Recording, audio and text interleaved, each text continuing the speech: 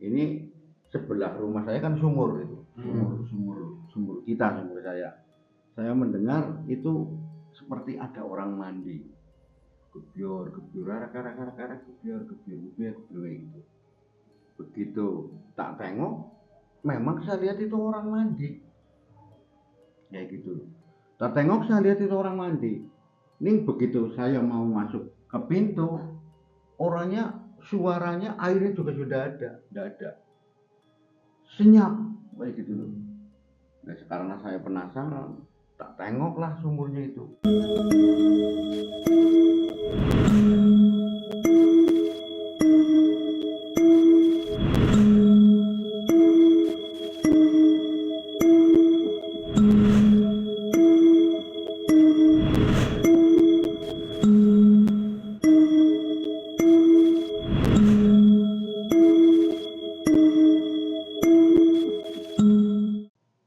Assalamualaikum warahmatullahi wabarakatuh. Selamat datang kembali di Atmasyam bersama saya Robin Tanahdi. Setelah sekian lama kita tidak berjumpa, berepisode bahkan hampir 1 bulan lebih kita tidak berjumpa. Kali ini Atmasyam hadir kembali untuk menemani kalian semua. Nah, untuk kesempatan malam ini kita sudah menghadirkan seorang narasumber yang akan melakukan podcast horor bersama kita. Ya, langsung saja kita sambut kedua narasumber kita malam ini. Bapak memperkenalkan diri ke teman-teman. Assalamualaikum warahmatullahi wabarakatuh. Saya perkenalkan, nama saya Edi dari Kemeranjen yang sekarang berdomisili tempat tinggal di Maos. Gitu ya. Singkat cerita, saya akan menceritakan kronologis kehidupan saya lah. Dalam istilahnya membina rumah tangga, saya dari Kemeranjen terus saya pindah ke Maos. Ya, terima kasih Bapak. Moga Ibu memperkenalkan diri ke teman-teman di rumah. Ya, Assalamualaikum warahmatullahi wabarakatuh. Saya Mariani dari Desa Maos. Ya, sama mau menceritakan kisah nyata ini tentang kejadian di desa saya. Ya, terima kasih buat teman-teman di rumah. Tetap tonton video ini sampai akhir karena akan ada cerita dari Pak Edi dan Bu Mariani. Ya, penasaran seperti apa kisah selengkapnya? Langsung saja kita dengarkan ceritanya.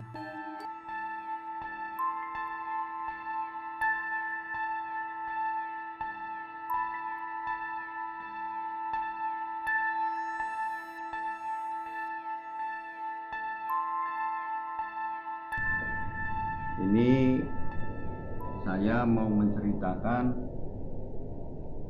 kejadian saya waktu saya alami ya.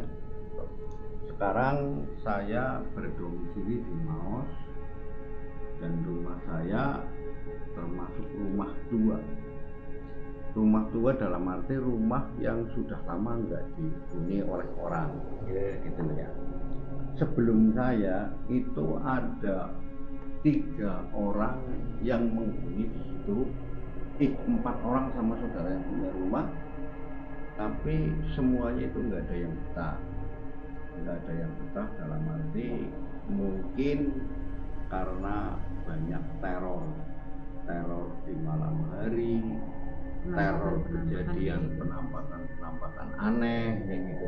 Ya, terus sering ada kejatuhan batu Ditaruh di atas TV, batunya itu hilang. Terus ada juga yang semacam pusakalah keris itu juga ada di situ.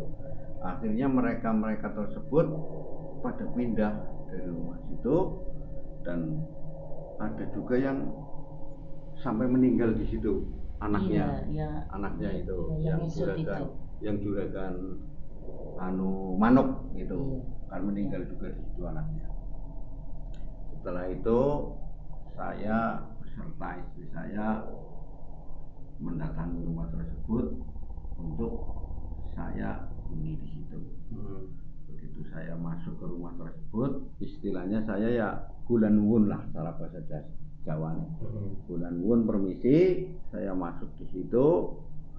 Begitu saya masuk, waktu itu sudah sekitar jam setengah satu, setengah duaan, setengah dua malam, istri saya sudah tidur. Itu memang saya lihat itu banyak manusia di situ yang datang.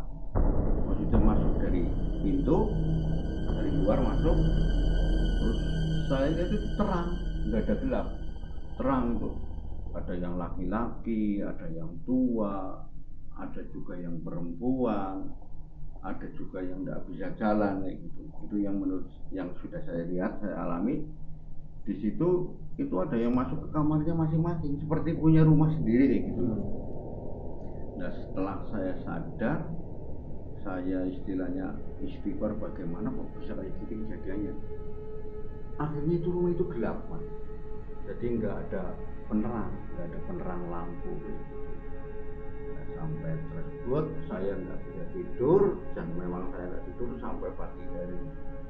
Dan terus pada siang harinya saya ketemu sama tetangga saya sebelah rumah, itu mengatakan ke saya itu nanti besok apa kapan kalau ada orang yang ketok pintu, jangan berani-berani membukakan pintu begitu loh.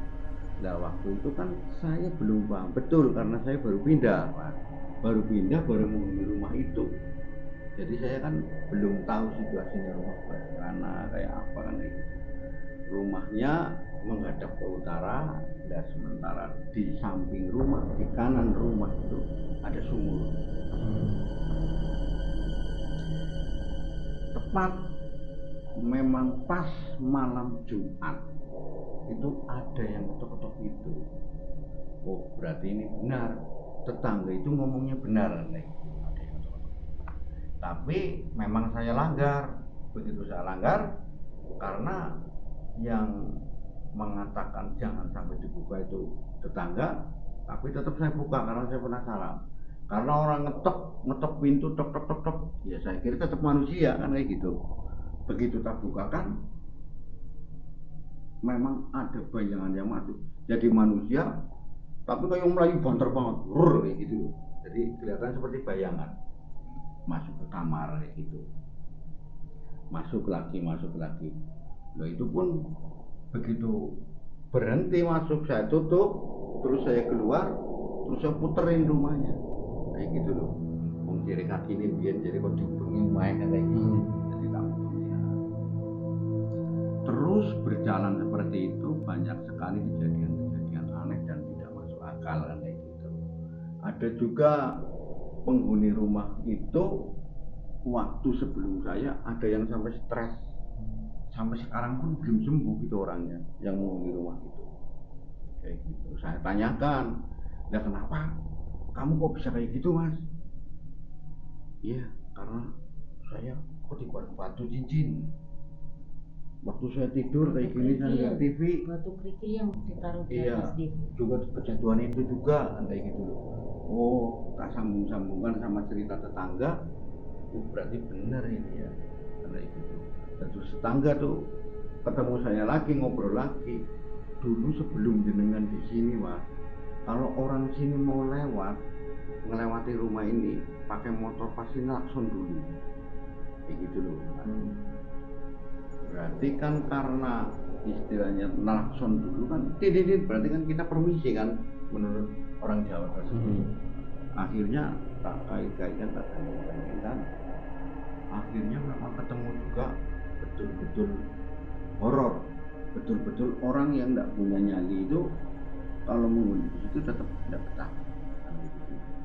Mungkin karena saya punya nyali dan karena kepaksa apa terpaksa kan kayak gitu, akhirnya saya betah di situ.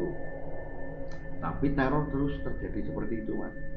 Waktu malam hari saya mendengar, ini sebelah rumah saya kan sumur itu, sumur saya.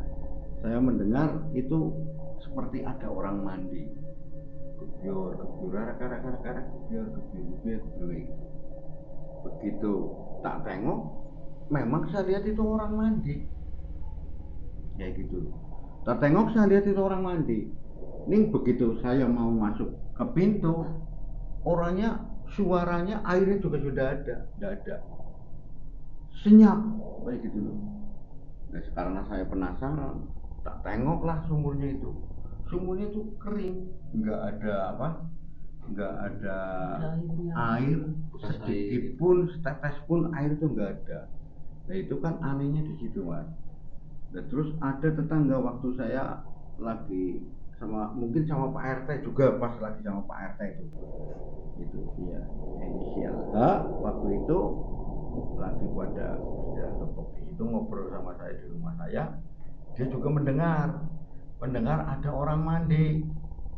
Nah lalu saya ceritakan kejadian saya seperti itu. Nah akhirnya dia kan ketakutan karena dia itu orang situ, asli penduduk situ, asli orang situ, juga tempatnya juga di situ sebelah rumah saya. Nah terus sama istri saya dikatakan bukan cara gue nih kudu medhi sini, kudu medhi ya, kudu hantu, sumuri tanggane kayak gitu. Sampai sering terjadi seperti itu, hal-hal yang tidak diinginkan, istilah yang aneh lah intinya. Memang saya tidak menginginkan seperti itu karena keanehan itu kadang-kadang menghantui kita kan itu. Ada rasa takut, rasa bagaimana. Sampai istri saya mau kencing saja itu harus ditemenin itu mas. Itu kan karena ketakutan. Itu kan emang itu nyata melihat ada sosok dua orang, tapi dilihat ke bawah kakinya nggak ada. Nah, ya itu. Jadi memang agak sedikit membebani di hati atau di pemikiran saya, tapi kan semua itu saya pasrahkan saja sama yang kuasa. Saya minta Brian urip bareng karo aku, seumah karo aku ora apa-apa kayak gitu. Memang ada juga teman saya atau kebetulan ada tamu melihat langsung itu mas, melihat langsung orang masuk kamar. Itu teman saya inisial I, setengah empat sore. Itu loh, kok ada orang masuk ke kamar situ? Itu siapa? Saya bilang biarin aja mas, enggak apa-apa, itu orang sini, saya bilang gitu. Ada juga temannya satu lagi di lain hari, itu juga ada juga itu inisial P, melihat langsung, loh itu pak ada orang di sini gitu. Biarin aja, dia itu lagi mau istirahat, saya bilang kayak gitu. Itu betul-betul nyata dan fakta, juga bisa ditanyakan ke tetangga maupun ke desa saya sendiri itu, Pak, desa yang saya huni sekarang ini. Itu kejadiannya sudah 3 tahun saya menempati rumah tersebut. Sampai sekarang pun masih terjadi keanehan-keanehan yang tidak masuk akal kayak gitu loh. Kadang-kadang yang namanya manusia banyak kekurangannya, mungkin karena saya tidak punya uang, istri saya marah-marah kayak gitu loh. Mungkin karena saya agak sedikit bagaimana kesalahan di luar rumah, istri saya yang marah. Mungkin istri saya ada istilahnya masalah, udah ada pekerjaan di luar, istri saya keluar, saya di rumah marah-marah. Itu sebenarnya karena aura rumah tersebut memang belum bisa dibekukan, belum bisa dibekukan dalam arti itu sering mempengaruhi kita di dalam rumah tersebut. Karena apa? Saya sudah menanyakan ke orang tua, juga orang pintar, saya juga sudah menanyakan sama Pak Kiai itu, saya pernah menanyakan tersebut. Dia itu mengatakan semuanya seperti itu. Jadi aura rumah itu membuat orang yang menghuni rumah itu biar nggak betah kayak gitu Pak. Karena rumah itu memang rumah paling tua di tempat itu. Di Mos itu rumah paling tua, yang punya rumah sendiri sudah meninggal dunia itu. Nah sementara anaknya sudah punya rumah sendiri juga hidupnya di Jakarta. Jadi syukur alhamdulillah sampai sekarang saya masih menghuni rumah tersebut, sedikit demi sedikit dapat perbaiki, dalam arti biar istilahnya auranya nggak begitu menyeramkan kayak gitu loh.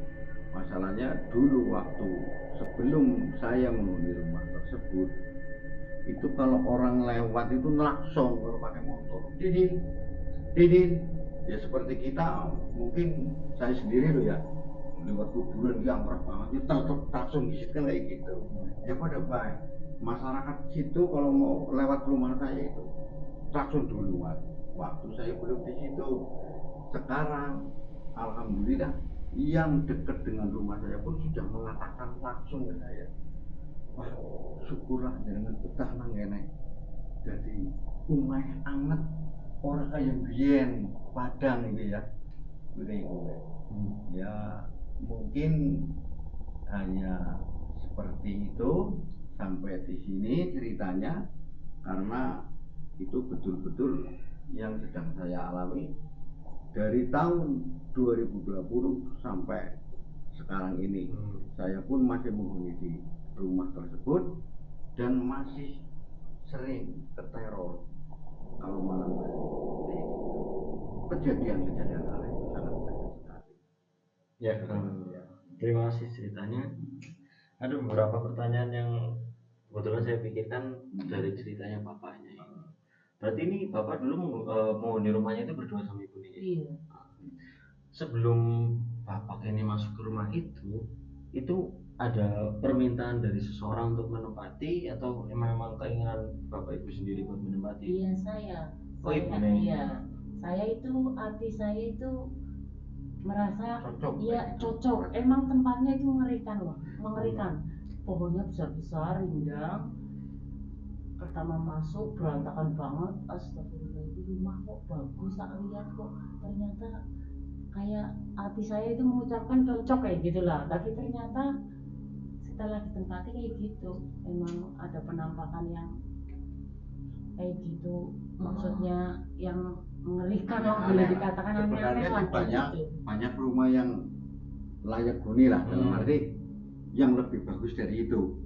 Tapi kenapa istilahnya istri saya dan saya itu cocoknya sama rumah yang di situ kayak gitu? Nyakunnya di situ artinya. Mungkin jodoh kayak gitu loh, kawan. Mungkin jodoh. Akhirnya saya tempatin, saya huni sampai sekarang ini. Berarti ini rumah sistemnya itu dijual gitu maksudnya Pak? Enggak. Kami sistemnya istilahnya waktu itu kan istilah cara zaman sekarang yang ngontrak lah. Tapi itu enggak ngontrak, suruh tempatin. Dirawat yang gitu penting dirawat, dibersihin kayak gitu karena nggak ada yang berani nempatin rumah tersebut, nggak ada yang apalagi disuruh ngontrak kayak gitu, cuma nempatin aja nggak ada yang berani kayak gitu. Terus yang selanjutnya yang bapak tahu sebelum bapak ini sama ibu ada berapa penghuni yang di situ? Oh itu pernah baru berapa lah, belum ada 1 tahun udah keluar. Tukang pasir juga itu pernah ada juga sebentar, terus yang paling lama ya saudara yang punya rumah juga keluar. Iya saudara yang keluar, terus yang paling lama ya saya ini yang nempatin di situ. Ya sebelum saya ya ada 4 orang yang tahu iya yang di situ 5 orang saya yang terakhir. Dan dari 4-5 ini termasuk bapak benar-benar kena teror semua ya? Kena teror semua. Iya. Dan kebetulan yang lagi saya alami yang geblek itu saya itu diteror tapi saya masih di situ kayak gitu.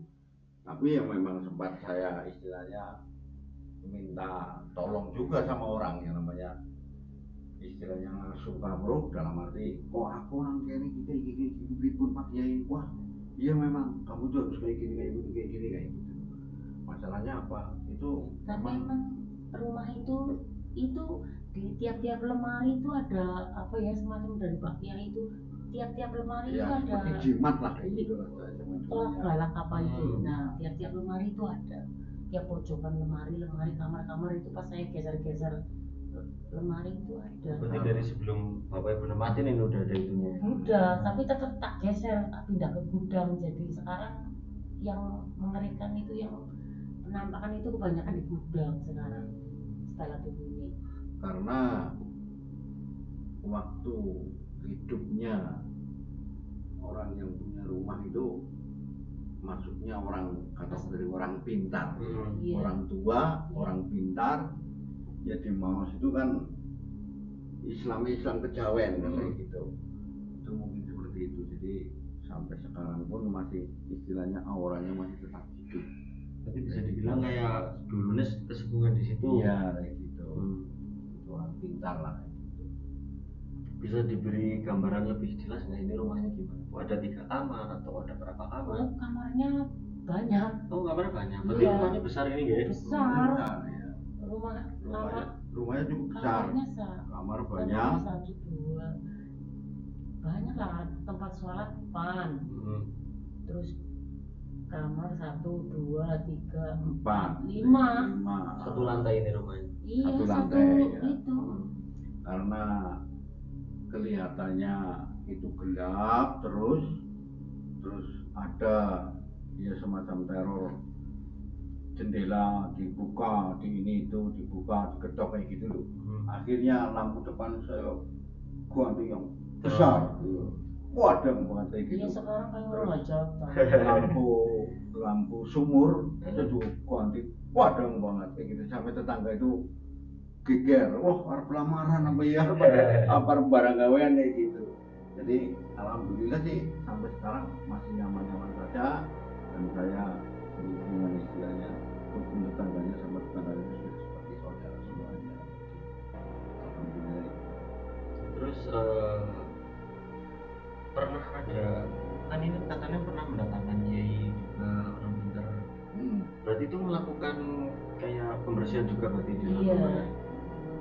Cuman kan kayak gini, saya bukannya mendatangkan orang pintar sama istilahnya Pak Kiai, saya yang datang ke sana gitu Mas. Oh, soal? Iya, saya soal ke sana, minta istilahnya petunjuk, baiknya itu bagaimana, dan Pak Kiai tersebut memberikan contoh baik ini dalam arti itu aura di rumah itu kadang-kadang membuat kamu jelek, membuat kamu itu ada renteng sama istri kayak gitu. Karena memang kejadian tersebut itu nyata Mas. Saya sudah pergi dari rumah itu udah 2 kali atau 3 kali itu, tapi saya balik lagi. Begitu saya tanyakan ke orang pintar, itu memang aura rumah itu memang yang sering membuat penghuni rumah tersebut biar tidak nyaman, biar enggak betah di situ, biar keluar. Karena kalau memang saya keluar berarti penghuni yang asli rumah itu akan pulang lagi ke situ, istilahnya mungkin pesta pora di situ, karena belum masih ada saya. Itu lampu-lampunya saya ganti semua. Ganti sih belum lah, ini belum ada 3 bulan, belum ada ya, belum ada 3 bulan belum tak ganti loh. Berarti kalau saya narik kesimpulan ini pembersihannya kurang berhasil berarti kayak. Karena teror-terornya itu masih ada. Karena memang belum saya datangkan orang pintar, apa belum saya datangkan Pak Kiai tersebut. Menurut lingkungan setempat itu emang itu sulit lah, sulitnya kayak gini. Jadi kalau udah malam, apa kalau ada kejadian apa-apa, khususnya di rumah saya itu apa di belakang rumah itu mengerikan kayak gitu, jadi harus hati-hati kayak gitu maksudnya. Banyak itu kalau malam itu kedengeran tuh orang nangis, perempuan nangis, bahkan nyalain HP keras-keras kayak gini, oh jamnya udah malam itu ada suara sendiri, ada suara tapi nggak ada. Iya, nggak ada sosoknya. Sering sekali seperti itu. Tapi karena kita memang sudah sering mengalaminya seperti itu, jadi istilahnya kita seperti sudah tak biasakan lah kayak gitu. Karena apa? Setiap saya tidur, walaupun jam 4 saya tidur Mas, jam 5 pasti saya bangun. Mau jam habis maghrib saya tidur, jam 5 tapi saya bangun, jam 5 pagi itu pasti. Walaupun bangun cuma istilahnya ke kamar mandi, terus saya masuk lagi kayak gitu, walaupun tidak tidur, saya nemenin istri tiduran kayak gitu sampai pagi. Kadang-kadang sebelum saya masuk kamar saya pasti duduk dulu. Saya duduk di situ, saya ngerokok kayak gitu. Yang sebelum kita itu pernah ada suami istri yang nempatin itu lagi tidur tapi terus ada di sebelahnya, terus lagi tidur di sebelahnya lagi, sampai nggak pernah ikut di rumah, ikut suami kerja karena takut. Iya, itu gitu. Itu sosoknya apa? Ya sosoknya itu perempuan tidur di sampingnya. Jadi lalu tidur, tapi saya kejadian kalau saya merasakan sendiri di rumah itu sih nggak jelas lah. Jadi kayak hewan besar banget sampai saya bangun, saya nangis, keringetan. Ini apa? Ini nggak ada siapa-siapa, suamiku nggak ada sih. Saya juga pernah merasakan kok. Iya di kamar itu yang saya tempatin itu. Bahkan ada istilahnya anak yang melihat lampu. Wah, apa itu? Mau gedor gitu. Itu bersih. Iya, itu melihat langsung itu. Kejadian seperti itu. Itu biasanya ada petandanya dulu nggak sih kalau misal mau ada gangguan ini, misal ada bau dulu? Oh iya. Oh, biasanya ditandai dengan bau. Iya itu baunya pokoknya itu kayak bau kayak gitu lah, bau banget lah kayak gitu lah. Iya, baunya anyir kayak gitu. Terus nanti ini pasti ada sesuatu, itu kayak gitu. Tapi itu ada orang 3 yang bau, saya aja kayak gitu. Kalau ada orang berapa yang bau ya tetap saya, Pak, teman saya kayak gitu kan. Pasti itu ada, kalau mau itu keluar pasti ada. Cium aroma bau. Itu baunya sama terus. Iya. Atau ganti-ganti bau. Ganti-ganti. Bahkan saya pernah mau pingsan waktu itu ya, pas hari Jumat saya lagi masak di dapur. Terus masak di dapur, di depan ini ada tamu, terus saya teriak, "Mas, ini bau apa kok saya mau pingsan kayak gini?" Kayak gitu. Sampai saya baca astagfirullahaladzim kayak gitu, ini apa ya? Harum apa ini kayak gini gitu, sampai mau pingsan saya. Lihat itu baunya. Mencium baunya itu. Iya. Itu waktu anak inisial D itu melihatnya di depan rumah. Iya, di depan rumah. Itu yang menyuruh ganti lampu, akhirnya lampunya tak ganti besar semua itu. Berarti ini gangguannya nggak pada waktu ya, jadi bisa ya, waktu itu terang-terang waktu itu. Iya, setengah 4 malah. Nggak bisa ditentukan baunya. Setengah 4 siang. Del gitu gangguannya. Ya, terkait bapak tadi itu kan katanya selalu bangun jam 5. Itu ada penyebabnya nggak Pak? Saya kira ada. Kira-kira kenapa itu? Jadi waktu pertama saya istilahnya dari tempat Pak Kiai, saya itu disuruh setiap jam 5 pagi itu bangun. Karena di situ saya itu harus tahu bagaimana penghuni rumah itu yang mau tidur atau mau keluar. Memang sering saya melihat ada yang keluar dari rumah saya, ada yang masuk ke gudang. Pasti kalau saya bangun pasti saya mau keluar, karena saya nunggu, bukan apa-apa. Ya mungkin istri kok rumah tuh apa tuh sudah temen juga mas. Memang saya tidak seperti itu, saya nggak ceritakan sama istri saya. Karena apa? Nanti takutnya istri saya terganggu pikirannya sama perasaannya kan kayak gitu. Jadi tetap saya istilahnya tak yakini, karena kalau saya bangun ke sumur terus merokok kayak gitu. Kalau sudah 1 batang atau 2 batang saya masuk lagi. Jadi cara orang pintar tersebut direkon ada kebijikan ayam dan ini. Jadi tetap selalu kuat nang rumah gitu, nang rumah situ gitu. Berarti bapak ibu ini memang ganti-gantian ya? Atau pernah yang diteror bareng-bareng itu pernah? Diteror bareng-bareng saya belum pernah. Kalau saya pas pernah pas malam Jumat itu ada apa itu yang jalan lah kayak sungut hewan. Oh iya, itu ada itu iya, aku nggak lihat. Itu kan yang ambil. Menurut orang pintar jadi katanya untuk pengasihan apa itu. Jadi hidup itu loh di dalam rumah atau di dalam rumah itu kita itu di bawahnya ini sama anak-anak jalan kayak gini dikit ada itu juga si H itu. Iya pas lagi ada tamu juga ada anak-anak tak pegang sama saya ambil hidup itu Itu disimpan atau terus dibuang Pak? Disimpan. Sampai sekarang masih ada atau udah nggak ada? Sekarang kayaknya masih loh. Kayaknya masih, kalau iya kayaknya masih. Dan itu tetap dalam bentuk itu. Iya, dalam Masih bentuk tetap itu. sungut. Iya, sungut itu. Tetap sungut itu. Itu katanya saya kan tanyakan. sama keluarga Iya, yang itu. gua aku pikir itu ngomel Keluarga yang pengasihan. punya. Wah, nang ngomel pengasihan cuma wedil. Benahi bae, Iya. benahi. Seperti itu. Itu di rumah itu. Itu. Jadi banyak keanehan-keanehan yang enggak masuk akal lagi gitu. Kita memang terornya ini nggak cuma gara-gara satu sosok ya. Misal biasanya kan orang-orang kalau kedatangan teror misal diteror cewek ya cewek terus gitu kan.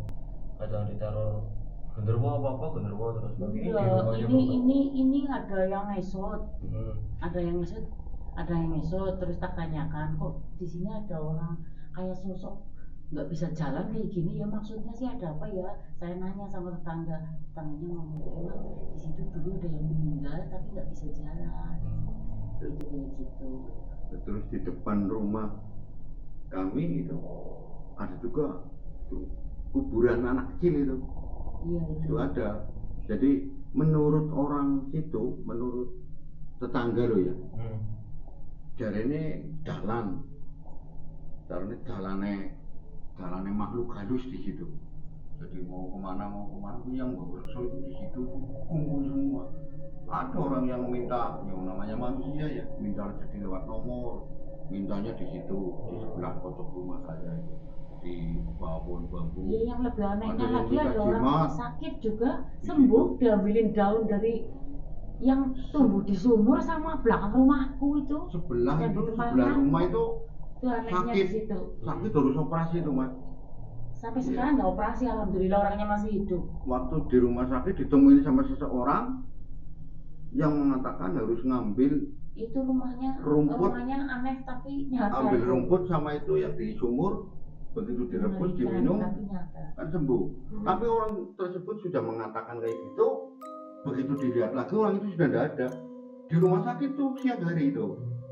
yang ngasih ini berarti nggak tahu siapa Pak. Nggak Jadi, tahu siapa. Kalau itu orang yang sakit kan merimpeni lah. Ada jadi tidur mimpi terus suruh ngambil pohon di rumah belakang terus di dekat sumur itu diambil aja, nanti direbus airnya diminum, itu kayak gitu. Dan itu benar-benar manjur ya. Iya, itu langsung nggak operasi sampai sekarang. Sampai sekarang sembuh. Terus boleh tahu sakit apa ibu? Itu sakitnya ginjal terus sama apalah, pokoknya yang udah parah lah.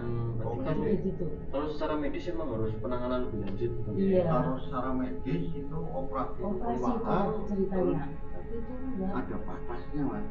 Katanya sekitar 2 bulan itu sudah. Oh nyawanya ini. Oh iya itu. Tapi ternyata Karena pulang masa- ke desa terus, nah itu di rumah itu pasrah dia. Akhirnya sampai sekarang alhamdulillah masih ya sehat, sebelah rumah sih ya. masih bekerja. Berarti masih tetangganya. Iya, tetangganya itu yang cerita. masih sehat, masih Itu bekerja. emang kayak gini Dan bilang, dia kan tapi bengkel dia itu. tapi juga menimbulkan keajaibannya apa, tanahnya keluar pohon terus itu suruh direbus, merimpeni itu bahasa itunya yang mimpi lah kayak gitu, dikasih itu Kayak petunjuk. iya kayak petunjuk kayak gitu. Ya, terima kasih. Kan itu tadi cerita dari sudut pandang Bapak. Ibu masih punya cerita sendiri? Oh, kalau saya sih ada, ini di desa saya Maus itu ada. Ini anehnya kayak gini. Tahun 1900 waktu saya belum nikah itu tahun 1993 lah ya. Saya kan nikah tahun 96.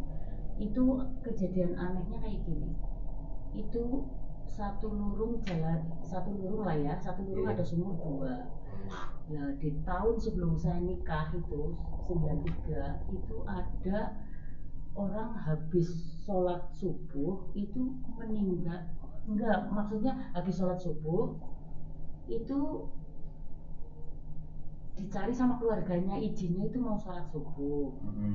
Nah, ternyata nggak pulang sampai siang lah, jam 9:30 sampai dipanggilin, dicariin orang-orang pintar lah, ada kiai, ada dari mana aja gitu, ada berapa kiai lah, banyak kayak gitu. Ternyata setelah ketemu itu udah dibacain segala macam lah sama Pak Kiai, banyak itu dari desa mana-mana pada datang. Ternyata itu ada peci, keluar peci di atas sumur, di atas gitu. Iya, di atas sumur itu apa ya, jonggol lah kalau itu bilang. Lah di atas sumur pecinya, lah ternyata itu di dalam sumur diangkat lah itu almarhum ya, laki-laki sih itu ketahuan.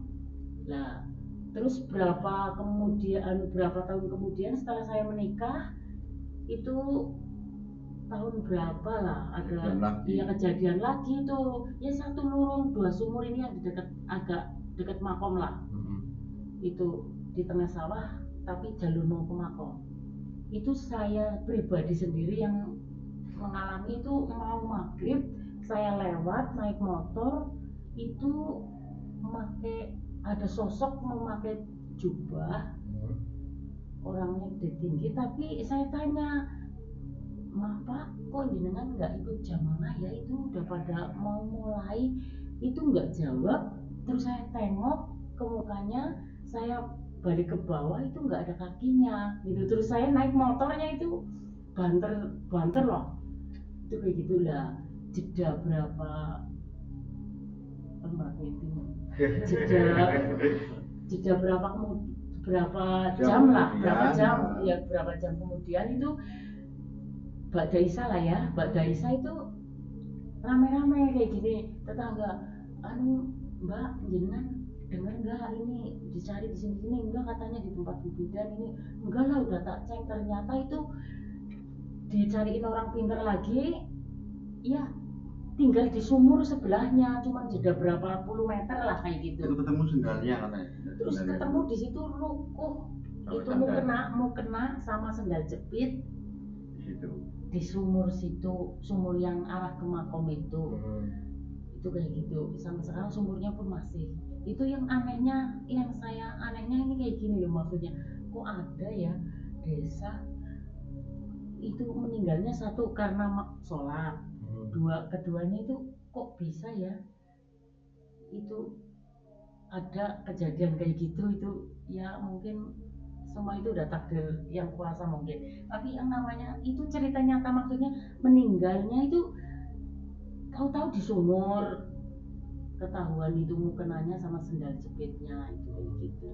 Itu kejadian yang pertama itu malah Pak Kiainya itu. Itu kiai. Pak Kiainya habis sholat berjamaah, ngimamin di musola, akhirnya ketemunya sudah meninggal di sumur. Iya, dalam keadaan ruko kayak gitu. Juga kan kayak gitu. Pecinya di atas sumur. Lah ini juga yang kedua anehnya, tapi sumurnya dua itu. Sampai sekarang ada, ya beda. Tuh, sudah berapa puluh tahun kemudian kayak gitu lagi. Ini perempuan. Ya itu yang anehnya itu kayak gitu itu di desa saya itu. Berarti kurang lebih ini ceritanya tentang orang yang meninggal di sumur. Nah, makasih ceritanya. Terus saya malah jadi penasaran, ini berarti nggak ketahuan sama sekali nggak penyebab cerita meninggal itu kenapa? Oh, alhamdulillah tidak, jadi kayak gini ya, itu anehnya kayak gitu. Keluarganya itu sampai kayak gini, ini nggak ada permasalahan, nggak ada apa, kan banyak polisi ya yang pada datang. Itu nggak ada, sampai saya yang perempuan itu yang pakai mukena itu yang habis sholat isya itu bahkan saya ikut ngurusin jenazahnya pas ketemu itu, sampai anaknya itu yang itu dipukul-pukul kayak gini, astagfirullah, kayak orang stres itu. Kenapa Bu bisa sampai terjadi kayak gini kayak gitu. Itu kayak gitu. Berarti maksudnya nggak ada yang melihat itu, misal orang itu ke sumur. Kita tadi pertama kan kayak ini dulu ya. Iya. Nggak ada yang lihat orang itu ke sumur kayak ini. Nggak ada yang lihat. Kena pada geger kok nggak pulang kemana, dicari kemana-mana nggak ada. Iya. Ternyata lah ini saya pribadi, saya bisa mengatakan itu penampakan, bisa mengatakan ini ada sosok seorang kayak penampakan berjubah. Tak tanya itu yang di dekat musola itu. ternyata terus jeda berapa jam kemudian, apakah itu emang apakah emang desa itu udah ada ceritanya itu ngambil sosok yang orang sholat itu apa bagaimana, itu maksud saya itu kayak gitu, keanehannya itu kayak gitu. Bertumbal gitu. Iya, maksudnya apakah kayak gitu, apakah bagaimana, itu saya sendiri heran sampai sekarang. Jadi sampai sekarang itu masih belum ada jawabannya ya? Iya belum, jadi ini berapa puluh tahun kemudian belum ada, alhamdulillah belum ada. Berarti tapi kejadiannya itu cuma 2 kali ini atau sebelumnya udah pernah? Oh enggak, 2 kali. Berarti emang benar-benar 2 kali itu? Iya 2 kali. Sampai sekarang pun belum ada yang tahu? Belum. Berarti memang kalau dipikir dari nalar nggak ketemu ya? Iya nggak ketemu, maksudnya kok orang sholat, maksudnya kok meninggalnya bisa kayak gitu, terus jeda berapa tahun kemudian ada lagi kayak gitu lagi orang sholat. Terus yang anehnya lagi, saya merasakan ini, maksudnya merasakan kayak gini, saya naik motor kok ada orang tak tanya, kalau orang mau jamaah kan langsung masuk kan, ya kok itu di pojokan jalan loh, ini musola, ini jalan besar, tapi lurusnya ke sana makom itu musolanya itu di dekat sawah, terus ke sana makom sih. Nah itu kayak gitu, saya mau naik belok ke sana, itu saya tanya tapi nggak jawab, ternyata jeda berapa itu guna dicek, dicari kemana-mana nggak ketemu, dicarikan orang pintar kiai apa aja, itu muncullah di situ sumur itu kayak gitu. Tapi berarti tetap jamaah dulu gitu apa enggak? Jamaah dulu itu. Dua-duanya iya. Kalau yang jamaah yang laki-lakinya itu sih nggak masuk, tahu-tahu hilang, nggak ada yang saya tanya itu. Lah kalau yang perempuannya itu jamaah dulu itu kayak gitu. Kalau yang saya tanya itu hilang, nggak ada. Jadi saya nengok kayak gini, saya ke bawah kayak gini, itu ini nggak ketak. Iya itu kayak gitu. Ya aku lihat numpak motor banter banget. Itu kayak gitu, maksudnya itu sampai sekarang pun kalau saya lewat situ, orang itu desa saya itu ya oleh bismillah pokoknya kayak gitulah, sampai merinding lah orang. Itu menanginnya juga sendiri gitu? Iya, terus saya juga ikut, orang itu anak buah, boleh dikatakan saya ikut ngurusin sih, ikut membantu keluarga saya, jadi maksudnya bagaimana saya ikut orang dekat. Terima kasih Bapak Ibu udah mau bercerita, semoga diberi kesempatan yang lain buat cerita kembali di channel kita. Dan buat teman-teman di rumah, kalau kalian punya pengalaman horor seperti Bapak ataupun Ibu dan kalian mau membagikannya di channel kami, bisa langsung hubungi kami via email kami atau sosial media kami yang lain. Terima kasih sudah menonton. Terus dukung channel ini dengan cara subscribe, like, dan share video-video kami. See you next time. Assalamualaikum warahmatullahi wabarakatuh.